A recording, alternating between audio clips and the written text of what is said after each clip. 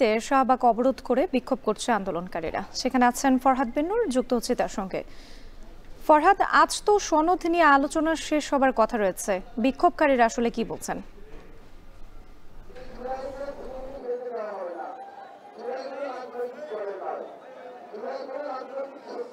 রাত্রি এখানে আমরা দেখছি যে সকাল 10:30টা থেকে কিন্তু আন্দোলনকারীরা শাহবাগের চতুর্পাশে তারা ব্যারিকেড দিয়ে ব্লক করে রেখেছে এবং তাদের যে দাবি সেটি হচ্ছে যে জুলাই ঘোষণাপত্র আজকের মধ্যেই দিতে হবে।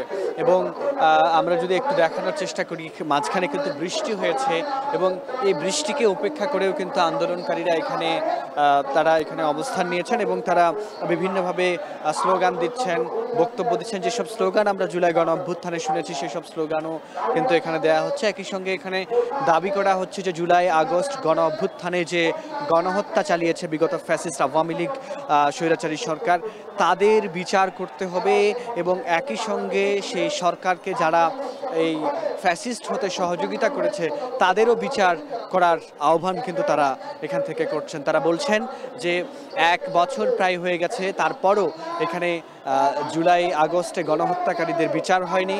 একই সঙ্গে তারা বলছেন যে জুলাই আগস্টে যেভাবে করে তাদের উপর নির্মম নির্যাতন করা হয়েছে, তারা যাদের অনেকের পরিবারের অনেক সদস্য অনেকের শহীদ হয়েছেন, অনেকে গুরুতর আহত হয়েছেন, তাদের অনেকেরই সুচিকিৎসার ব্যবস্থা এখনো হয়নি।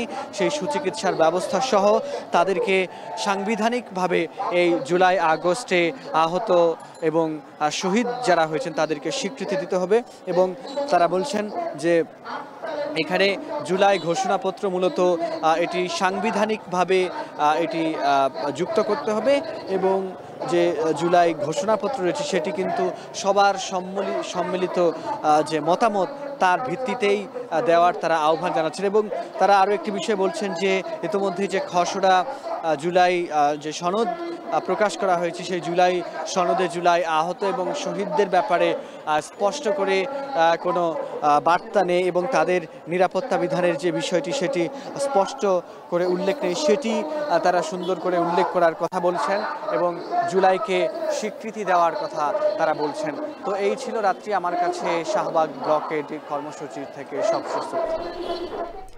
জুলাই সনদের দাবিতে শাহবাগ অবরোধ করে বিক্ষোভ করছে আন্দোলনকারীরা। সেখান থেকে যুক্ত ছিলেন ফরহাদ বিনুর।